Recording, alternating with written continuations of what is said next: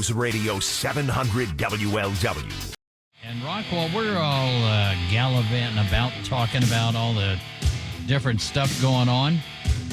How about the screwworm problem? Yes, and this is affecting beef, which already, even right now, before this potential outbreak, is very, very expensive. And I guess down in Texas, where there's a lot of beef raised, there's a big scare of these screwworms. And what does that mean for beef? What does it mean for the prices of beef? Well, that's the reason we have our guest here. She is an infection preventing specialist. She is Rayne Guest, founder and CEO of ArrowClean, basically working with trying to prevent the spread of these infectious type of diseases. Rayne, welcome to the program. Well, thank you. Yeah, glad to be here to talk about nature's little drill bit. So, yeah, let's talk about this thing, Rayne. What is the screwworm? Because it sounds like something we would have all said in junior high that, you know, Susie down the street had. Well, in a way it kind of is, because it's not a worm at all. So what it is, it's a fly that goes and it's attracted. Wow. Yeah, it's a fly, and it's attracted to open wounds on mammals. So whether it's a cow or a sheep or a human, for that matter, because there have been quite a few human cases in South America as well, it's attracted to the open wounds. It goes to the open wound.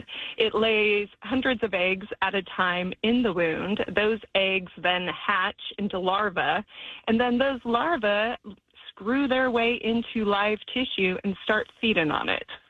And that's where the screwworm name comes from, because it screws right in there and does its dirty work. So are there any sort of, medicines or ointments or, pesticide kind of things that are used to try to thwart this, or what?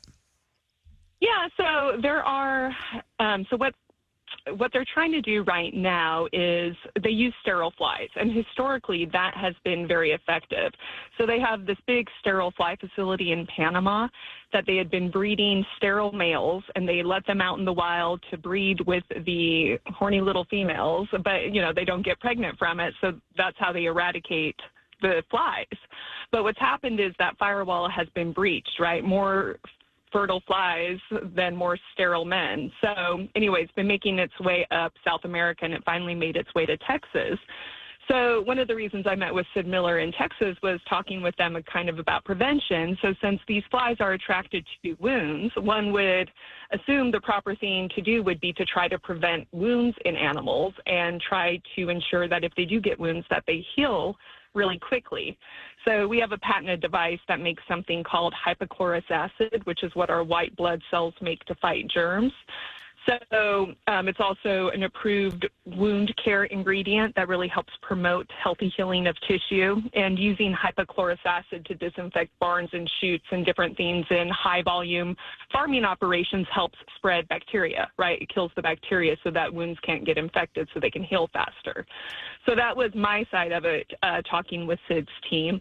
Other methods that they're looking at to try to prevent the screwworm, or not prevent, but treat it, is, they are putting out live bait traps to attract the flies to it, and then these live bait traps would kill the flies. What I don't necessarily like about that is it also kills other insects and things that are attracted to that odor.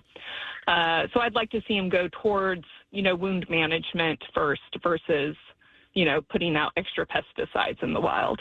Well, kind of to that point, Rayne, I mean, look, there's always the balance, right? If you want to kill the things that are harming, in this case, the livestock, but you also don't want to have so many chemicals and things running through these animals that when people eat them, they're, you hear a lot about these days of all the things that are in our food and in our system, and the microplastics and the pesticides and the herbicides. Like how do you guys balance, taking care of a pest problem, which could wipe out, hundreds and thousands of cows in this case, but also still not, have something that's going to be harmful to humans if they want to eat that meat? Well, look, that's where I'm coming from on this. So hypochlorous acid is what our white blood cells naturally produce. This stuff kills everything that causes deaths in hospitals, the nasty pathogens like MRSA, staph, C. diff, all these things.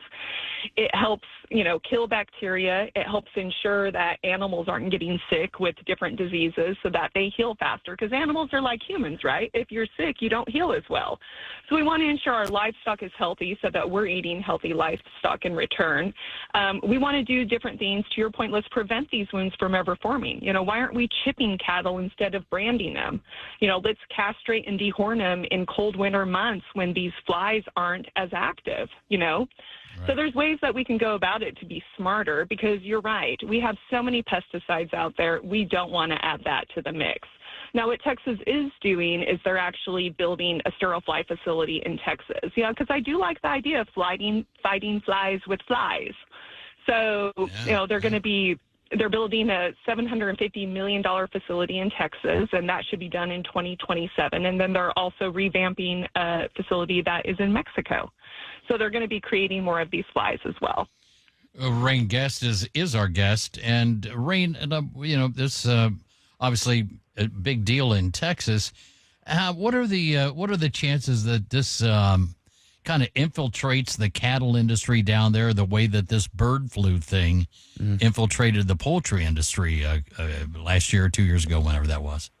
Oh, that's a great question. And it's actually not an infectious disease. So if one cow, so if a cow gets, screwworm in its tissue, it's not going to infect other cows by being in proximity of it.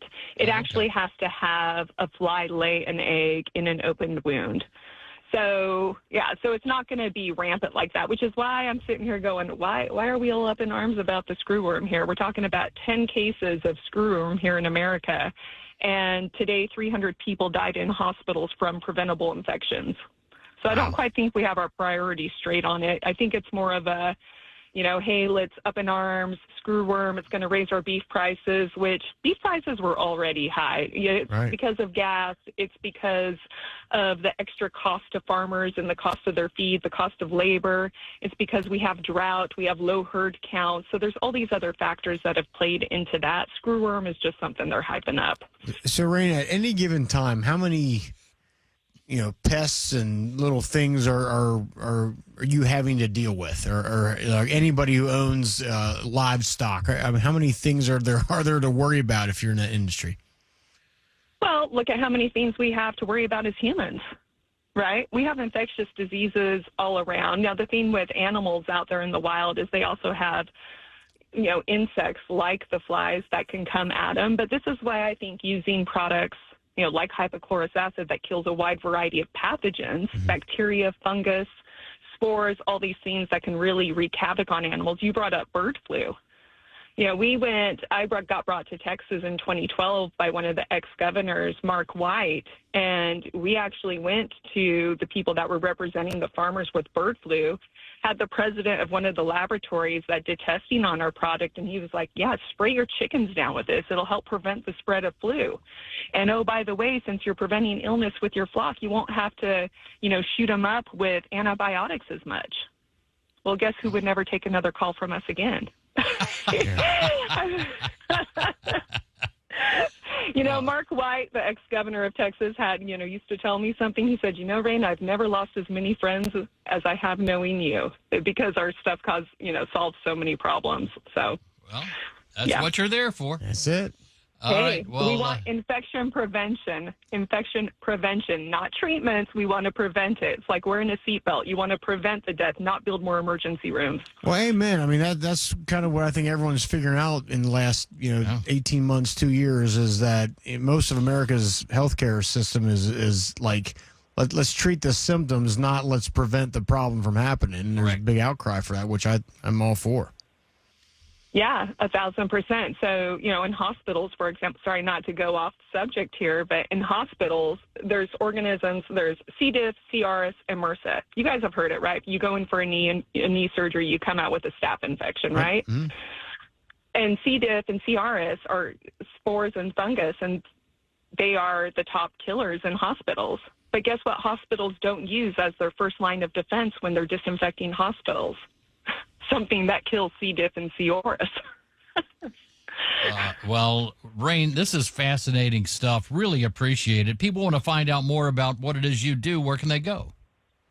They can go to ArrowClean.com, ArrowClean.com, ArrowClean.com. Rayne, we'd love to have you back. Love to be back. Thanks, guys. Thanks, Rayne.